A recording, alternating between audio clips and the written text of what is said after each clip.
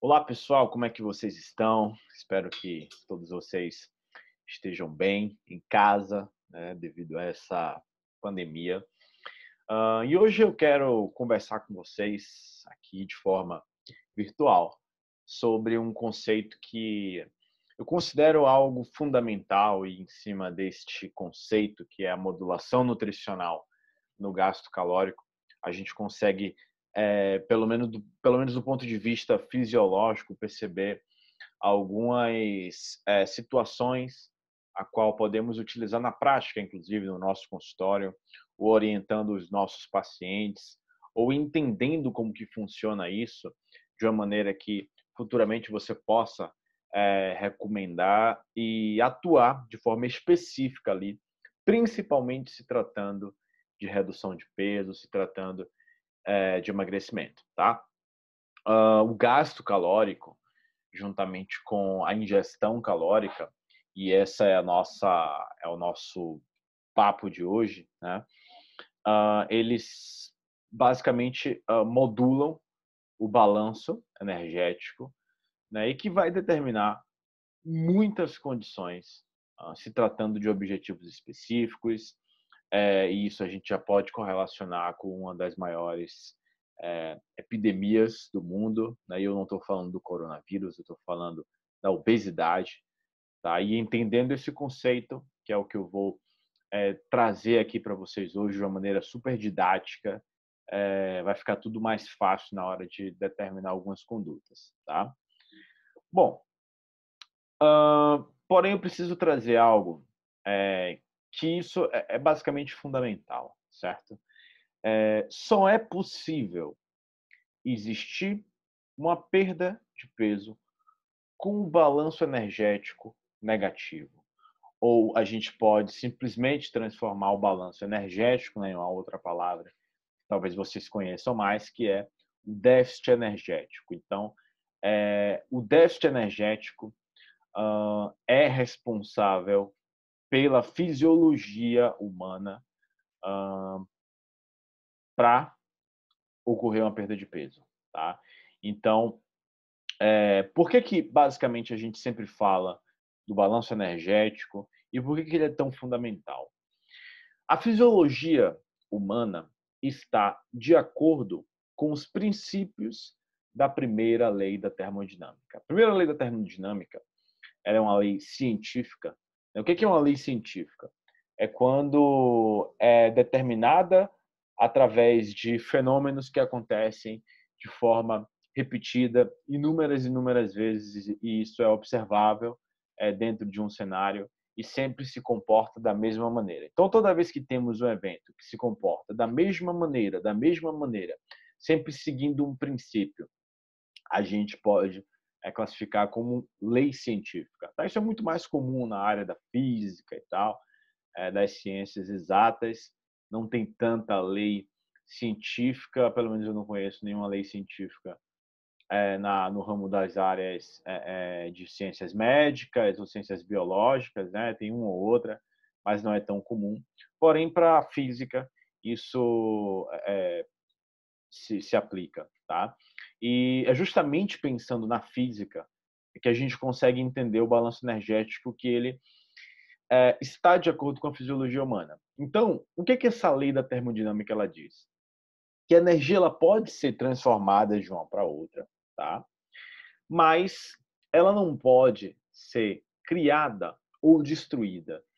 O que que isso significa basicamente? Que se você tem uma energia, né, e essa energia, por exemplo, a gente tem algumas classificações de acordo com essa fórmula, por exemplo, ΔU significa variação interna de energia, ou trazendo para a fisiologia humana, pensando no balanço energético, a gente pode definir como os estoques de macronutrientes variáveis, tá?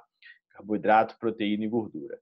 Obviamente que a gente tem estoques de gordura no nosso corpo, em forma de triacilglicerol, a gente tem os carboidratos na forma de glicogênio muscular hepático, e as proteínas a gente não tem estoque, né? A gente tem uma renovação contínua, o turnover proteico, ou seja, todos os dias aminoácidos ingeridos participam da síntese, e aminoácidos mais velhos, digamos assim, são direcionados para a oxidação.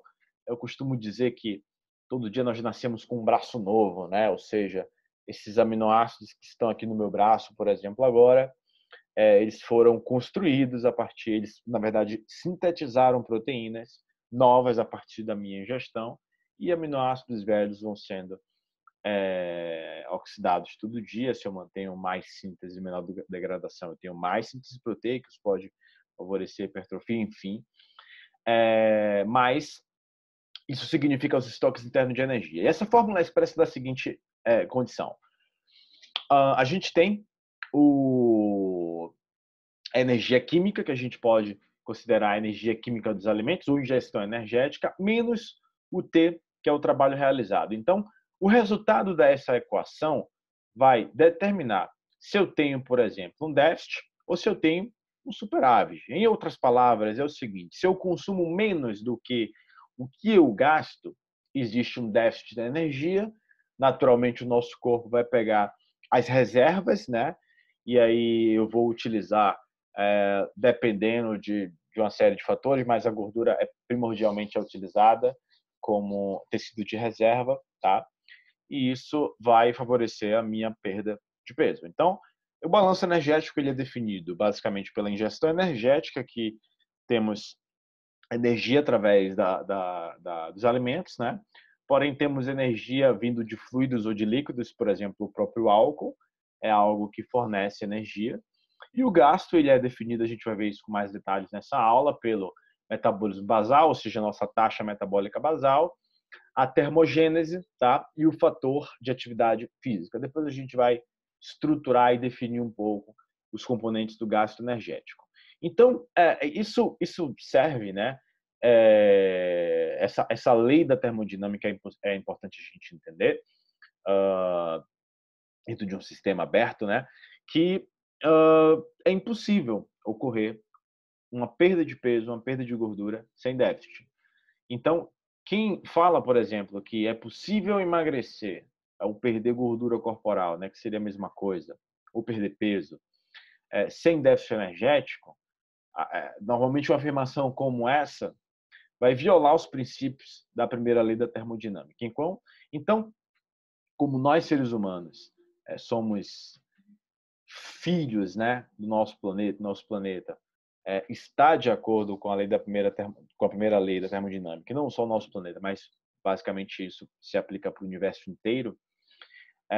O nosso sistema fisiológico se comporta da mesma forma, tá? Então, balanço energético está diretamente correspondente com a primeira lei da termodinâmica, e só acontece uma perda de peso com um balanço energético negativo, tá? Bom, e aí logo de cara eu trago um estudo para vocês mostrando algo que está bem atual, tá? De acordo com a nossa área na nutrição, que são estratégias nutricionais para a perda de peso. Então, esse trabalho ele foi publicado em 2015 no Nutrition and Health, e ele avaliou duas estratégias, né? Essas pesquisadoras testou basicamente uma restrição calórica tradicional, por volta de 1.200 a 1.800 calorias. Só um detalhe importante. A dieta, quando a gente escuta falar, né, quando a gente lê restrição calórica, isso não significa que é uma dieta restrita, tá? Restrita no sentido de não pode isso, ou grupos alimentares não são permitidos. Não existe isso, né? Principalmente nutricionistas com bom senso e tal, que prezam por preferência, por adesão, a gente sabe que conceito de restrição calórica é totalmente diferente de dieta restrita. E muitas vezes as pessoas, não generalizando, né, mas as pessoas às vezes querem defender, por exemplo, uma bandeira ou uma abordagem nutricional à base de comportamento e coloca, por exemplo, restrição calórica como dieta restrita, né? E as pessoas começam a falar, por exemplo, que dieta não funciona, que dieta engorda.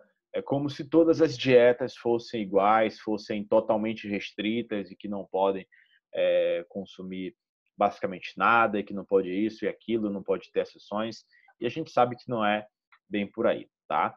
Então, quando vocês estudarem, quando vocês estiverem lendo algum artigo que fala, por exemplo, de restrição calórica, simplesmente uma diminuição na quantidade calórica. Então, é perfeitamente possível você, nutri, estudante, futuramente, né, prescrever uma dieta que esteja em déficit energético, que promova uma restrição calórica e ainda assim ser uma dieta com todos os alimentos que seu paciente gosta, tá? Enfim, então uma das estratégias que essas pesquisadoras desse trabalho investigou foi a restrição calórica versus o comer intuitivo, que é uma abordagem muito utilizada pelo pessoal da nutrição comportamental, né, e que segue os 10 princípios, basicamente, do comer intuitivo, como respeitar a fome, rejeitar a mentalidade de dieta, enfim. É uma estratégia interessante, a gente vai falar sobre como que ela pode ser aplicável, mas, basicamente, esse trabalho testou essas duas condições, um total de 6 semanas, e o que é que elas perceberam?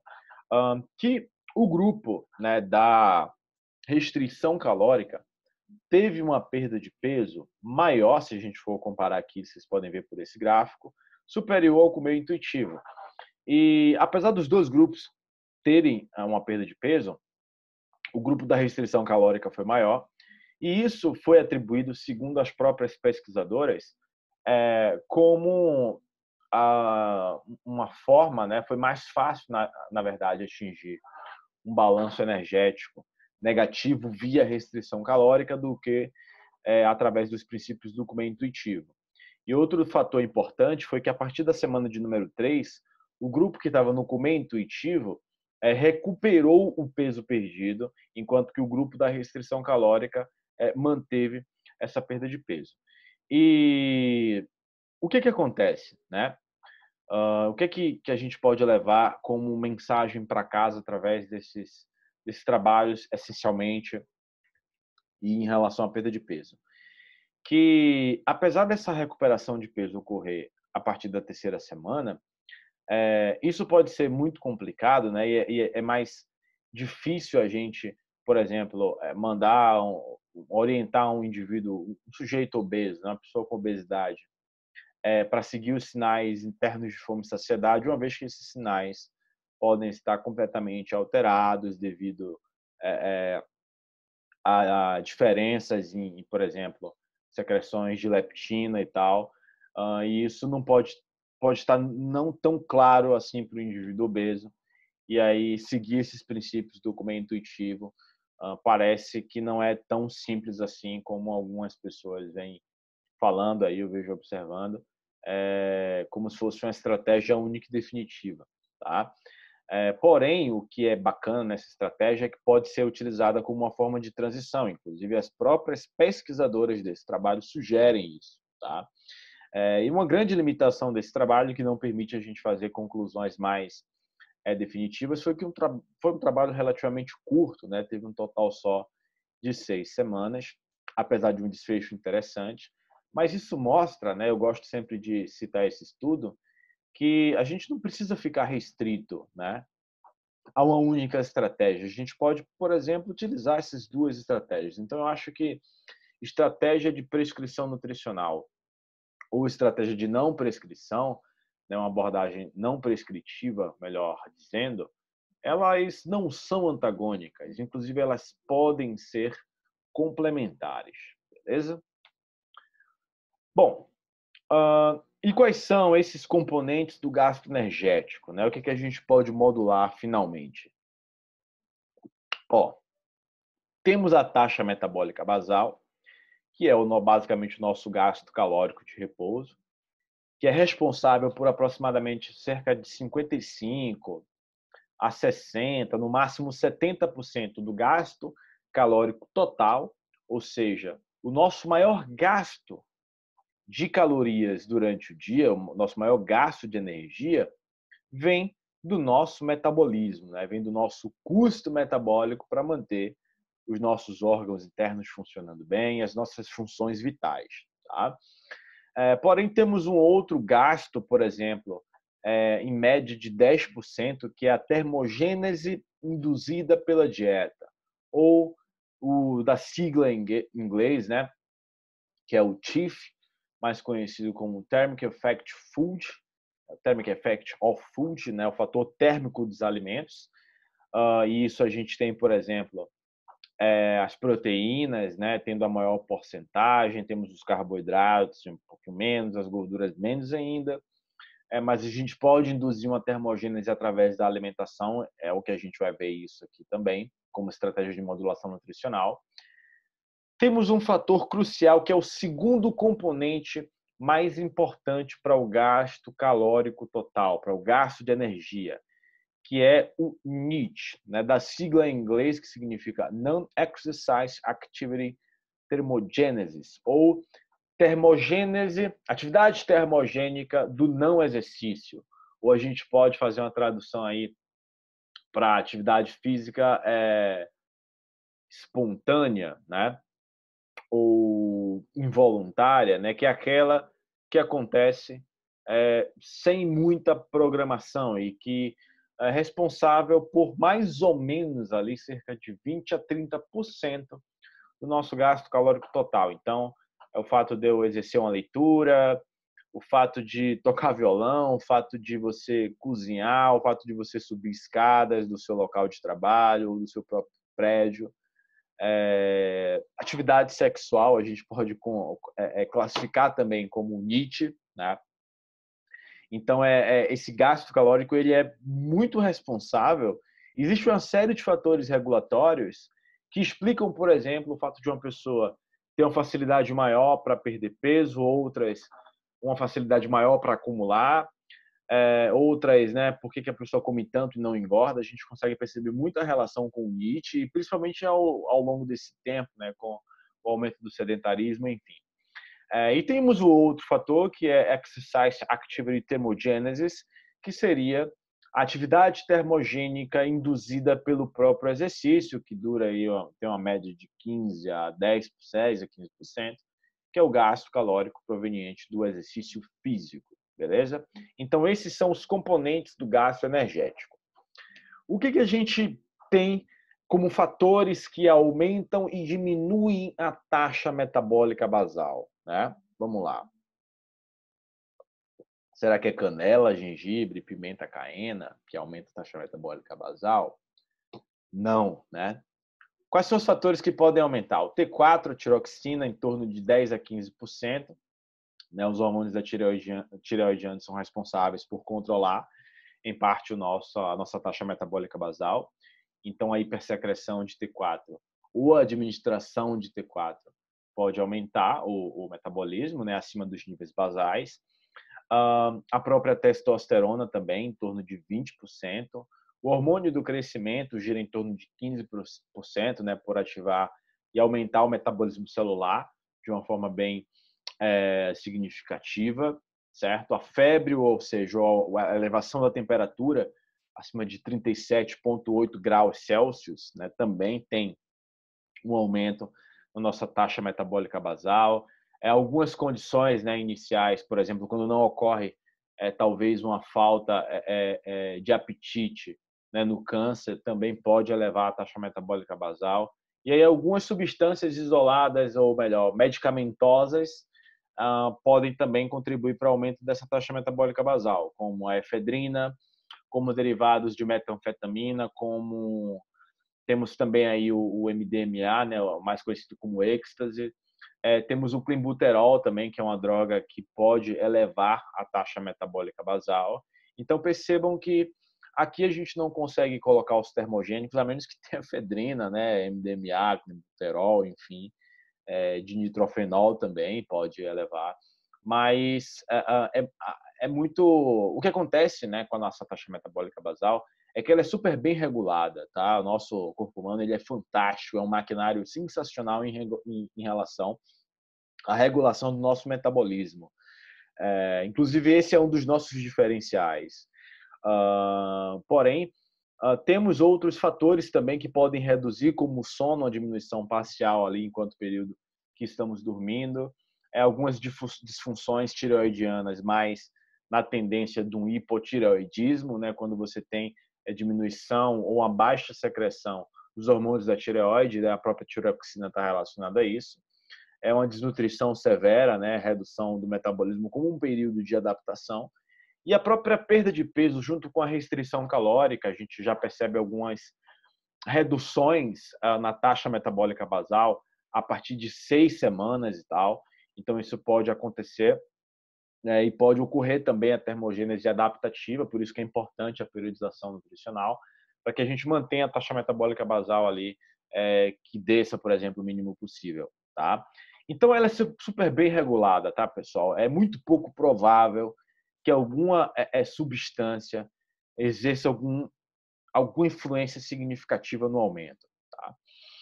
Ah, professor, mas se de repente eu misturar ou fazer um mix de diversas formulações para eu promover um gasto calórico, né, promover um aumento no metabolismo, né? O que é que isso pode acontecer? Será que eu tenho alguma chance de elevar o meu metabolismo ou elevar o metabolismo dos nossos pacientes, por exemplo, prescrevendo a formulação termogênica com vários compostos, com vários princípios ativos?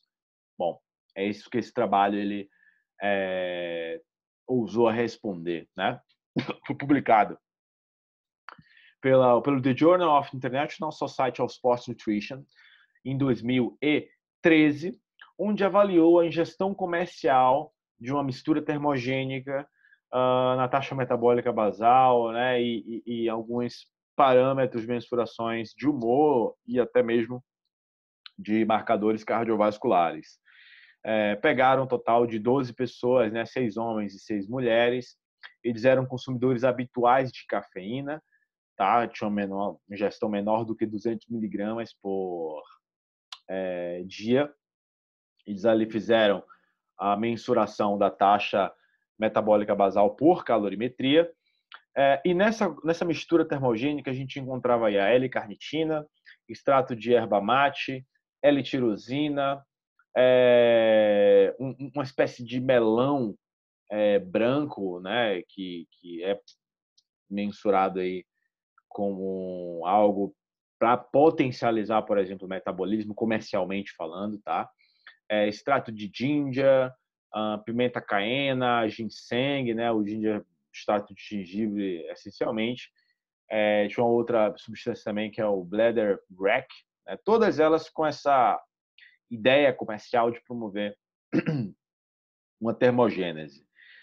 E o que aconteceu? De fato, a taxa metabólica basal aumentou, mas aumentou cerca de 123 a 147 calorias, tá? Então, a pergunta que eu faço e deixo como reflexão é: será que um aumento de 123 a 147 calorias no dia é algo que valha a pena, certo? É algo que vai trazer alguma diferença no gasto calórico total? Então, é algo que a gente precisa pontuar, né? Fazer estimativas de gasto calórico dos nossos clientes, né? E perceber se vale a pena o investimento. Eu digo que pela minha experiência prática, né, em consultório, muito provavelmente isso não vai fazer diferença nenhuma. Indivíduos normais, né, gente como a gente. Talvez um atleta possa ser que cause ali alguma, sei lá, um atleta de fisiculturismo, por exemplo, né, que está na fase ali do pré-contest, né, que está buscando a definição maior, redução de gordura, talvez tenha alguma utilidade. Mas para a maioria das pessoas, não. Mas eu deixo aí a reflexão. Principalmente porque essas misturas termogênicas não são baratas, tá? E aí depois a gente poderia falar sobre outros possíveis problemas, né, com os termogênicos, nós ficaria para uma outra conversa. Eu falo isso no meu curso de suplementação, com bastante detalhes, mas hoje não é o foco da gente falar sobre isso, tá? Mas, professor, se eu aumentar a minha massa muscular, será que eu tenho uma vantagem metabólica, né? Será que eu aumento a minha taxa metabólica basal? Bom, vamos ver. Essa tabelinha aqui, ela mostra para a gente o gasto calórico proveniente dos tecidos Quando a gente analisa o tecido muscular, apenas 13 quilocalorias são gastas por cada quilo de músculo. Então, sei lá, se você tem uma hipertrofia de 4 quilos, aproximadamente, você vai ter menos de 65 calorias de gasto calórico. Então, não, aumentar a massa muscular não aumenta a taxa metabólica basal. É claro que os nossos músculos fornecem uma contribuição importante para a taxa metabólica basal pela quantidade total de músculo que nós temos no nosso corpo. Então, por exemplo, se o indivíduo tem 28 quilos de massa muscular, que é totalmente diferente de massa magra, tá? Você tem aproximadamente 500 quilocalorias, tá? De contribuição para a taxa metabólica basal. Mas a cada quilo ganhado de massa muscular, isso influencia muito pouco no nosso metabolismo, na nossa taxa metabólica. Então, aumentar a massa muscular não gera um gasto metabólico tão significativo assim, certo? Tá, professor, beleza. Eu já vi ali que os termogênicos influenciam, mas não tanto. A massa muscular, pior ainda. Como é que a gente pode modular outro componente, né? Porque a taxa metabólica basal, você já citou aí, que é difícil da gente modular, né? Qual é o outro fator que está diretamente ligado? O thermic effect of food, ou seja, o fator térmico dos alimentos. Então, através do fator térmico dos alimentos, a gente consegue modular com maestria um dos componentes do gasto calórico total.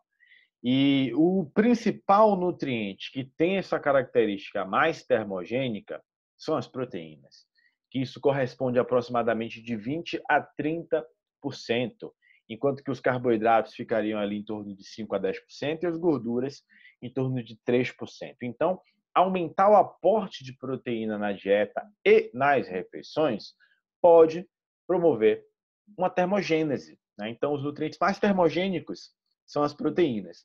Esse trabalho mostra muito isso, né? Ele avaliou o efeito termogênico, né? Ou seja, a termogênese induzida pela dieta, através do consumo de iogurte enriquecido com proteína. Então, nesse trabalho publicado no Jornal Britânico de Nutrição, no The British Journal of Nutrition, em 2010, né? Tem mais de 10 anos aí, eles testaram três estratégias, né, no café da manhã. Uma das estratégias foi a ingestão de leite, né, leite normal integral. Uma outra estratégia foi o iogurte proteico com whey. E uma outra estratégia foi o iogurte proteico com whey enriquecido com uma outra proteína, que é a lactoalbumina. E a ideia, né, a hipótese é que, por exemplo, essa lactoalbumina ela está relacionada a estímulos ali em alguns peptídeos relacionados por uma maior sensação de saciedade, né, como o peptídeo YY, a diminuição ali da grelina, tem esses fatores que causam essa regulação, tá? Pegaram um total de 18 mulheres e 17 homens, promoveram um café da manhã isoenergético, ou seja tinha as mesmas quantidades de calorias. Então, mesmo café da manhã em relação à quantidade de caloria, porém, diferentemente na ingestão proteica. E olha que interessante, a termogênese induzida pela dieta, ou seja, o gasto calórico nesses indivíduos, foram maiores no grupo que tomou whey, ou seja, que tomou o iogurte enriquecido com whey, e maior ainda no grupo que tomou o iogurte enriquecido com lactoalbumina, tá? Outro fator interessante foi que a distribuição total dos macronutrientes, né, foi, digamos assim, melhor com o grupo que tomou iogurte, então eles tiveram um maior balanço, aumento do balanço proteico, tá? E tiveram um menor balanço na quantidade de gordura, tá? Isso então a longo prazo, né? Provavelmente pode influenciar na melhoria de composição corporal. Além do mais, o iogurte, né, com lactoalbumina, o iogurte mais proteico, favoreceu, ou seja, diminuiu o desejo de comer e diminuiu a fome também. Então, esse trabalho mostrou que o consumo de iogurte, por exemplo, com adição de proteína no café da manhã, aumentou o gasto energético, melhorou o balanço proteico, diminuiu o balanço de gordura comparado ao grupo controle. Então, isso foi visto com o iogurte, mas obviamente que você adicionar uma fonte proteica, ou melhorar a fonte proteica, não só do café da manhã, mas do dia inteiro, você pode favorecer o gasto calórico e isso a gente tem como modular. Então, o fator térmico dos alimentos a gente tem como modular através de uma ingesta de proteína um pouco maior, tá? Bom, outro fator interessante é o NEAT, que é o Non-Exercise Activity Thermogenesis, né? Que inclui, por exemplo, o gasto calórico fora de exercícios, né? Fora de você estar comendo, né? Termogênese pela dieta, e você está dormindo também, que está relacionado com a taxa metabólica basal. Mas o fato de você subir escadas, né? Sei lá, cortar grama, passear com o cachorro, varrer casa, regar as flores, fazer compras no supermercado, tudo isso está relacionado a um fator do NEAT, né? E o NEAT ele é um fator importante porque assim, ao longo dos anos, né, os índices de obesidade eles só vêm aumentando, principalmente nos países. A gente percebe um grande aumento nos Estados Unidos, no Brasil também. Mais de 50% da população brasileira está com sobrepeso. E isso tem uma associação direta com o aumento do sedentarismo. Então, o aumento das nossas vantagens tecnológicas trouxe um grande problema, trouxe diversas vantagens, diversos benefícios, mas hoje, em contrapartida, trouxe um maior sedentarismo. Então, hoje as pessoas gastam menos energia comparado ao passado, tá? E nisso a gente consegue perceber uma forte correlação com o NEAT, tá? Então, alguns fatores podem regular e contra-regular esse NEAT. Parece que um overfeeding, né? Ou seja, um aumento na ingestão calórica, uma dieta hipercalórica, faz com que você tenha um aumento desse gasto calórico, que é extremamente importante, né? Cerca de 30% do gasto calórico total. Isso, em parte, é regulado pelo hipotálamo como uma forma de regular o balanço energético. Então, basicamente funciona assim, se eu estou comendo, por exemplo, um prato lá de pedreiro e estou aumentando muito a minha ingesta calórica, eu vou contra-regular, eu vou aumentar um pouco esse gasto calórico para compensar, né? Isso que a gente chama de indivíduos gastadores, digamos assim, né? Porque tem um NEAT muito provavelmente mais elevado do que outros indivíduos. Então, aquele indivíduo magro, né, está relacionado a fatores genéticos, né, ao fenótipo também, mas boa parte isso é justificável por um NEAT maior, tá? Enquanto que outros indivíduos, por exemplo, é um indivíduo obeso, né, até por conta de um possível aumento no índice de sedentarismo, vai ter provavelmente um NEAT menor. E em contrapartida, parece que uma privação de calorias, né, uma dieta mais hipocalórica ou uma restrição calórica, um balanço energético negativo, pode estar relacionado com a diminuição do NEAT, apesar de que isso não é muito bem elucidado ainda, existem uma série de controvérsias.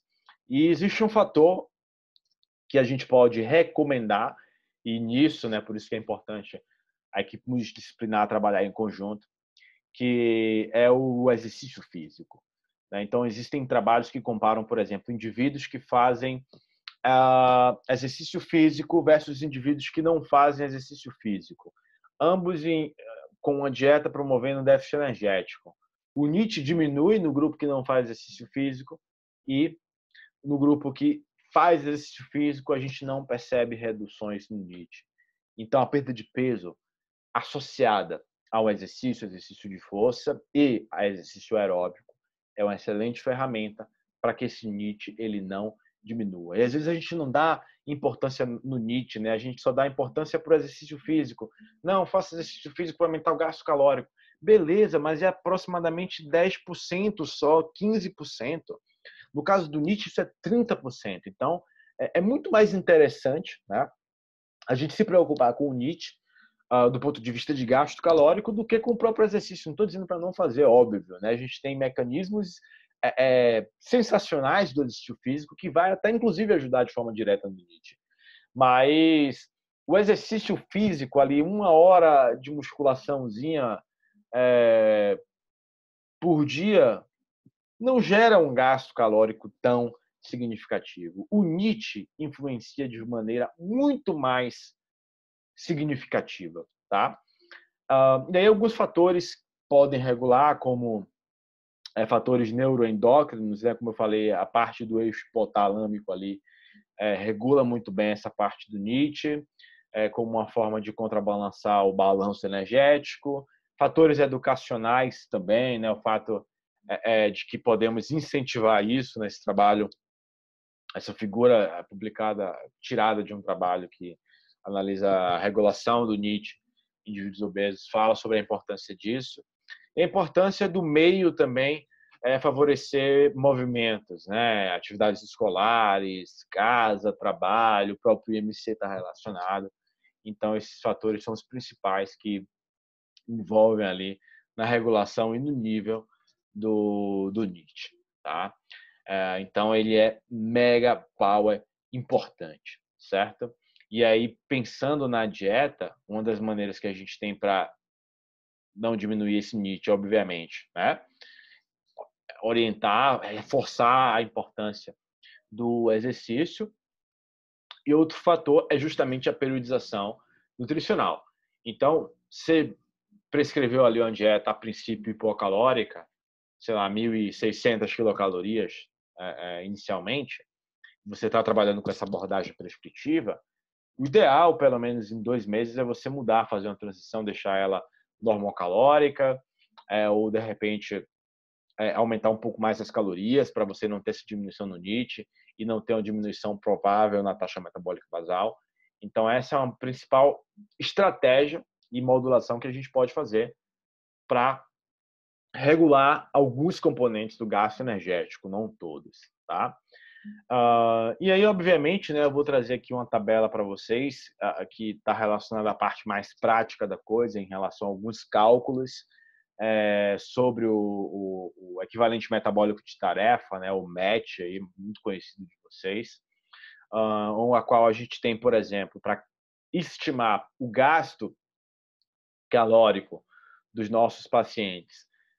A gente tem uma tabela, né, com o MET e em relação a algumas atividades, né, eles são mensuradas por hora de atividade, por exemplo, a corrida, o squash, o ciclismo, né, o basquete, o handball, vôlei de praia, enfim, tênis, futebol, ciclismo, natação, skate, caiaque, enfim, uma série de atividades. Depois eu posso passar essa tabela para vocês.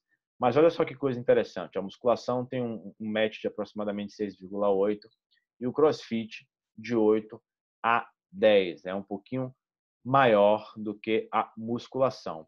E é muito fácil para calcular esse gasto calórico proveniente da atividade física. A gente pega o valor do match, por exemplo, 6 para musculação, faz aí a multiplicação pelo peso e pela duração em hora dessa atividade, e aí você vai ter, por exemplo, o cálculo, né, base de quanto mais ou menos você gasta por atividade, né? Não é um gasto tão preciso assim, mas ele dá para levar, dá para a gente considerar. Então, por exemplo, a musculação tem uma média, dependendo, uma média, né, de 400, 450, no máximo 500 quilocalorias por dia, através desse valor de média. Tá? Então, é uma forma da gente calcular o equivalente metabólico. Imagina que fazer esse cálculo de forma direta ali com um aparelho de calorimetria é bem mais complicado, né? Isso é mais a nível de estudos de laboratório, tá? Bom, pessoal, então é isso em relação aos componentes do gasto, né? Para o que a gente viu hoje, basicamente, que a taxa metabólica basal é super bem regulável. Basicamente, a gente não pode estimular de forma direta, mas sim de indireta, ou seja, periodização nutricional seguida de diminuição calórica, aumento calórico, a gente tem como deixar essa taxa metabólica basal mais constante, não ocorrer quedas bruscas, mas nenhum nutriente isolado, nenhum termogênico tem uma capacidade de elevar de forma significativa o nosso metabolismo. Então, a taxa metabólica basal é quase inalterável via nutricional. Porém, o fator térmico dos alimentos a gente tem como modular diretamente, né? A termogênese induzida pela dieta é através das proteínas. Outro fator importante que eu não citei, mas citando agora que a gente pode ajudar também são as fibras, tá? Então, as fibras têm uma contribuição muito importante para a termogênese induzida pela dieta, né? O fator térmico dos alimentos.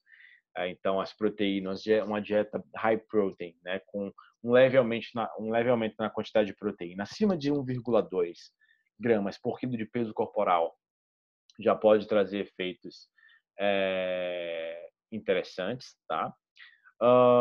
O NEAT, a gente não tem como modular através da alimentação, através da periodização a gente pode regular isso um pouco, né? Alguns trabalhos evidenciam isso, mas o que acontece é que o exercício físico é uma excelente forma protetora de manutenção do NEAT, né, do Non-Exercise Activity Thermogenesis, tá? E o gasto energético proveniente do exercício, a gente não tem como modular também, nós não podemos prescrever exercício, né? Não é da nossa competência, mas a gente pode orientar para que o profissional de educação física sempre incentive, a gente também pode incentivar como uma das formas de ajudar um pouco nesse gasto calórico. E aí a gente pensar, por exemplo, nisso, nessa fase agora da pandemia, é muito importante, né? É essencial porque as pessoas tenham a forte tendência para que ocorra o quê? Uma diminuição no NEAT e no gasto calórico proveniente do exercício físico. Então, ressaltar a importância disso, essencialmente nessa fase, né, no período que eu gravo esse vídeo, né, em maio de 2020, né, é extremamente fundamental. Tá? E outras estratégias até que a gente pode orientar para os nossos pacientes, para as pessoas que nos acompanham, é aumentar um pouco a ingesta de proteína para que ocorra ali uma forma de aumento na termogênese induzida pela dieta, tentando compensar, né, para não ocorrer um desequilíbrio metabólico, né, e a pessoa acabe ingerindo mais do que gaste, e isso leva a consequências indesejadas ao peso, e um caso mais grave seria um acúmulo de peso relacionado à obesidade.